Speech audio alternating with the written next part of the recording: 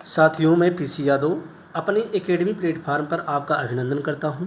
आज हम सर्वेश्वर दयाल सक्सेना की उन पंक्तियों के साथ इस वीडियो की शुरुआत कर रहे हैं कि दोस्त कठिन है यहाँ किसी को अपनी पीड़ा समझाना। दोस्त कठिन है यहाँ किसी को अपनी पीड़ा समझाना। दर्द उठे तो सूने पथ पर पाँव बढ़ाना, चलते जाना। सही बात है साथियों, आपको दर्द भी हो तो आपको पाँव बढ़ाते हुए आगे चलते जाना है और अपनी तैयारी को आगे बढ़ाते जाना है। हमने कुछ ऐसे महत्वपूर्ण प्रश्नों का संकलन किया है अपने हाथों से जो आपके लिए, आपकी परीक्षा के लिए महत्वपूर्ण साबित होंगे। तो प्रश्न नंबर 1 देखते हैं। सोलर कुकर सूर्य के किन किरणों से ऊर्जा अवशोषित करता है? विकल्प नंबर ए परावैंगनी किरणें, विकल्प नंबर बी दृश्य प्रकाश किरणें, विकल्प नंबर सी अवरक्त किरणें, विकल्प नंबर डी दीर्घ तरंगों से। तो इस प्रश्न का सही उत्तर है विकल्प नंबर सी अवरक्त किरणें। अवरक्त किरणों की अगर बात करें तो इन किरणों की खोज खगोल शास्त्री विलियम हर्शेल ने की थी। इन किरणों की वेधन शक्ति अधिक होने के कारण ये घने कोहरे तथा धुंध से पार निकल जाती हैं। युद्ध काल में इनका प्रयोग दूर दूर तक सिग्नल भेजने में किया जाता है। अब देखते हैं प्रश्न नंबर 2। दृश्य प्रकाश के किस रंग में प्रकाश संश्लेषण की क्रिया सर्वाधिक होती है? विकल्प नंबर ए नीला, विकल्प नंबर बी हरा, विकल्प नंबर सी लाल, विकल्प नंबर डी नारंगी। तो इस प्रश्न का सही उत्तर क्या होगा?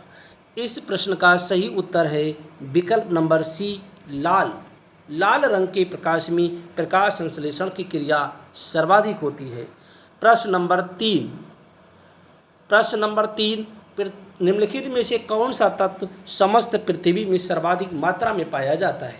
यानी पृथ्वी पर सर्वाधिक मात्रा में पाया जाने वाला तत्व कौन सा है? विकल्प नंबर ए सिलिकॉन, विकल्प नंबर बी ऑक्सीजन, विकल्प नंबर सी लोहा, विकल्प नंबर डी एल्युमिनियम। तो इस प्रश्न का सही उत्तर है विकल्प नंबर सी लोहा। लोहा संपूर्ण पृथ्वी पर पाया जाने वाला सर्वाधिक मात्रा में तत्व है।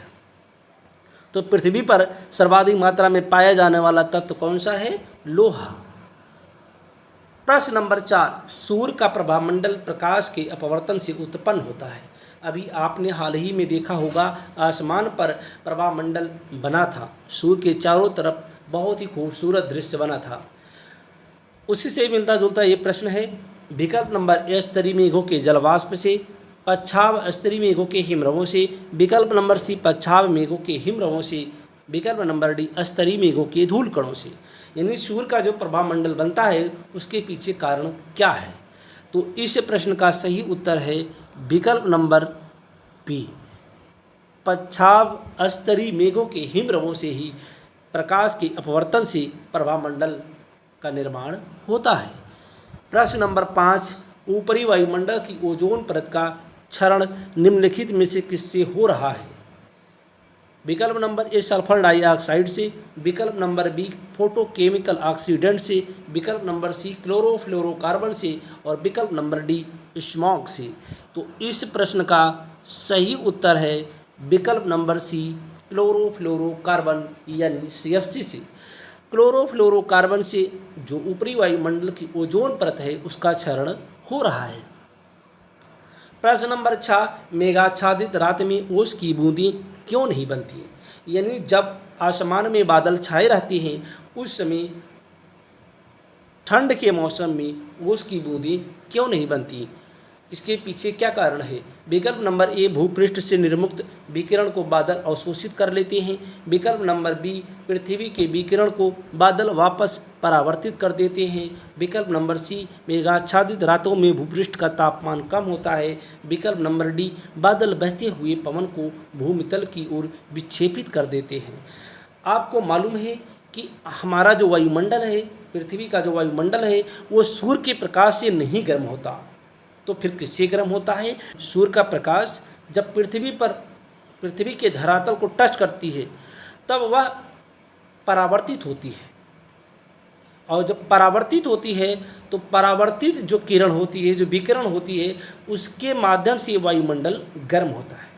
और जब वायुमंडल परावर्तित विकिरण से यानी परावर्तित प्रकाश से गर्म होता है तो पृथ्वी क्या करती है, पृथ्वी पर जो वो प्रकाश की किरण पड़ती है तो पृथ्वी उसको परावर्तित करती है और उसके माध्यम से वायुमंडल का गर्म और ठंडापन होता है।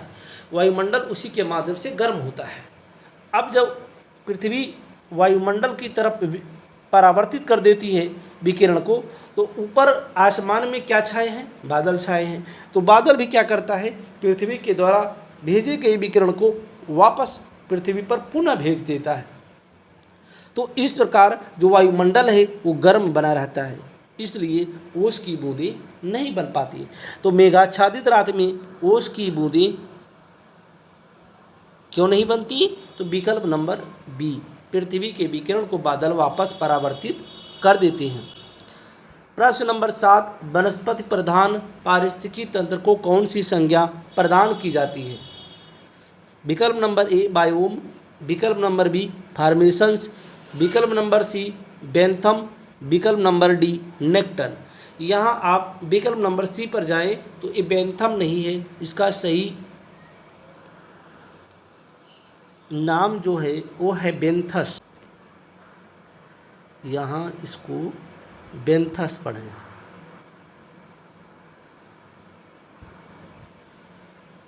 विकल्प नंबर सी बेंथस, विकल्प नंबर डी नेक्टन। तो इस प्रश्न का सही उत्तर है विकल्प नंबर बी फॉर्मेशंस। वनस्पति प्रधान पारिस्थितिकी तंत्र को फॉर्मेशंस की संज्ञा से ना जाना जाता है, यानी जो जिस पारिस्थितिकी तंत्र में वनस्पतियों की मुख्य विशेषता होती है, यानी जिस पारिस्थितिकी तंत्र में वनस्पतियों की प्रधान भूमिका होती है उस पारिस्थितिकी तंत्र को फॉर्मेशंस के नाम से जाना जाता है।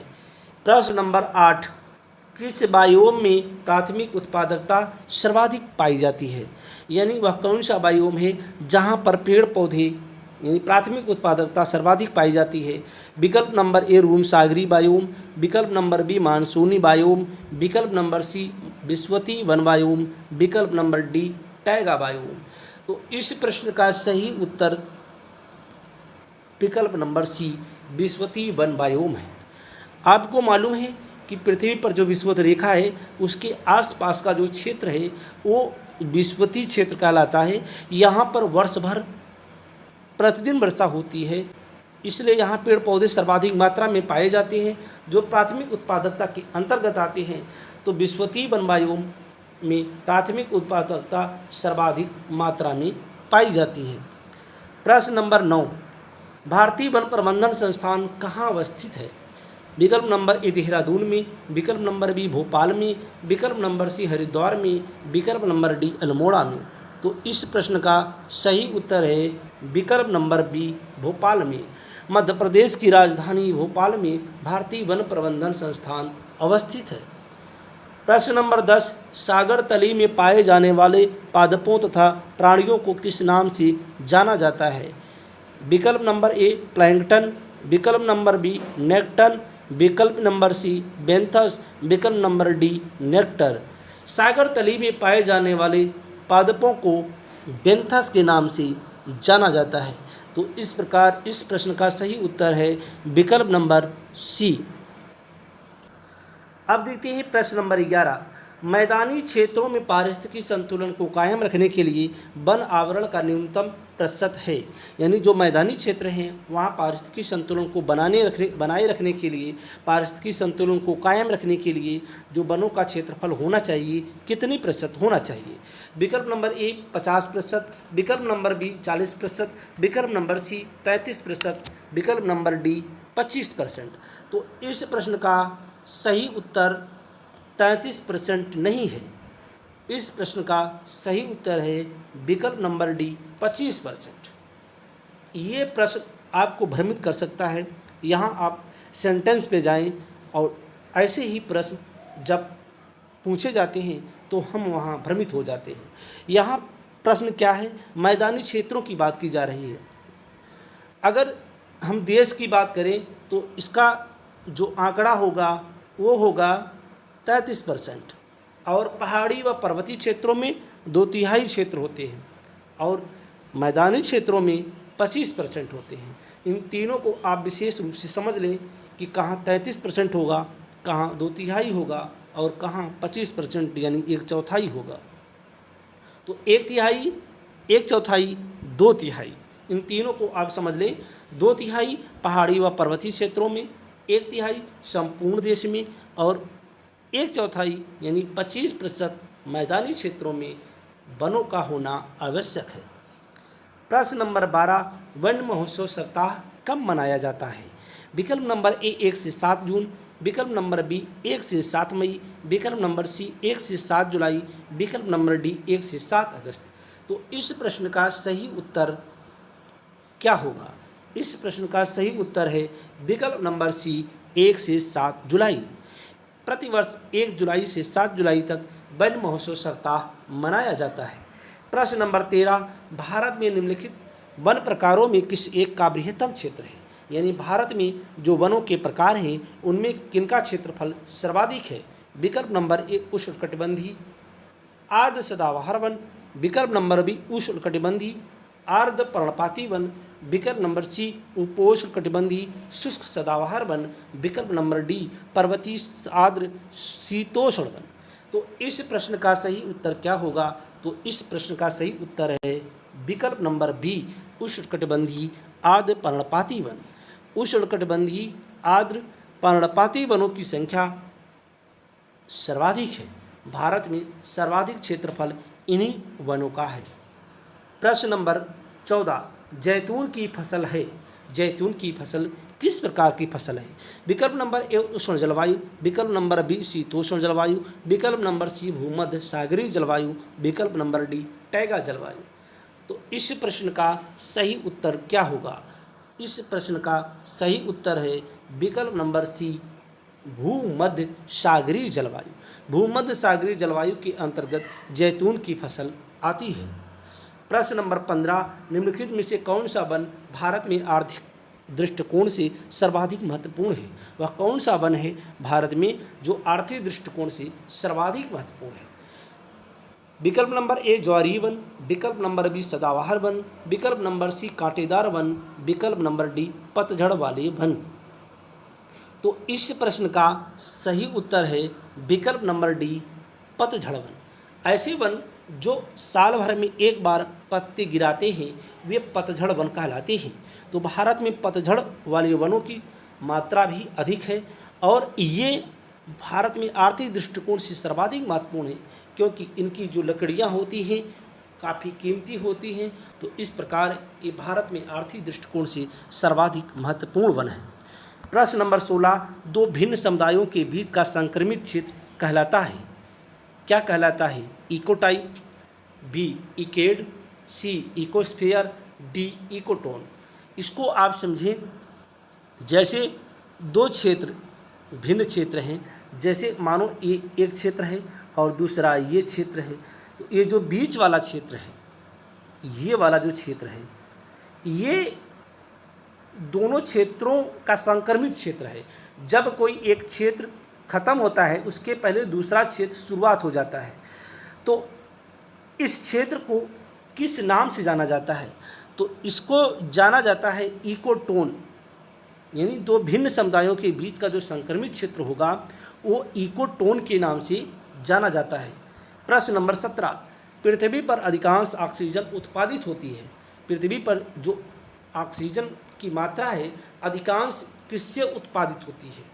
विकल्प नंबर ए घास से, विकल्प नंबर बी शैवालों से, विकल्प नंबर सी वृक्षों से, विकल्प नंबर डी घास के खेतों से। तो इस प्रश्न का सही उत्तर है विकल्प नंबर बी शैवालों से। यानी ऑक्सीजन के अगर सर्वाधिक स्रोत के रूप में अगर देखें तो शैवालों की भूमिका महत्वपूर्ण है।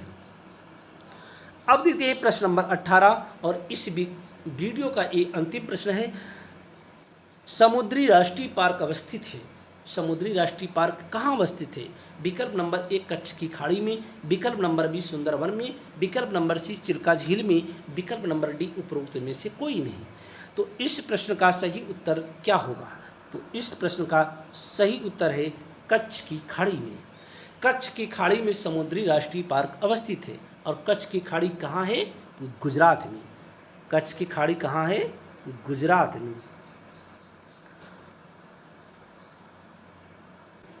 इसी के साथ ये वीडियो यहीं पर समाप्त होता है।